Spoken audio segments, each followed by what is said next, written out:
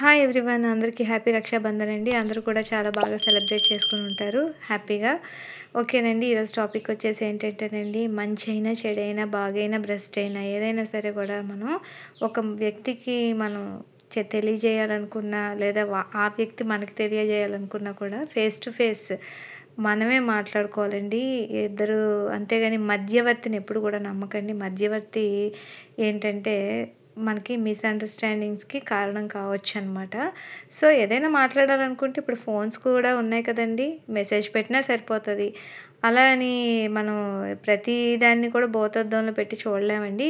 మ ఇద్దరు వ్యక్తులు మాట్లాడుకోలేదనుకోండి, మధ్యలో ఇద్దరు ఎదురుగా మధ్యలో ఒక వ్యక్తి ఉన్నా, ఆ ఇద్దరు మాట్లాడుకోవచ్చు ఆ వ్యక్తి ద్వారా. అంతేగాని దూరంగా ఉండేటప్పుడు వేరే వ్యక్తులు నమ్మి ఎప్పుడు కూడా మీరు ఇన్ఫర్మేషన్స్ అవి కూడా ఎప్పుడు కూడా తెలియజేసుకోకండి. దానివల్ల చాలా ప్రాబ్లమ్స్ అనేవి ఫేస్ చేయాల్సి ఉంటుంది. ఓకే. Bye friends.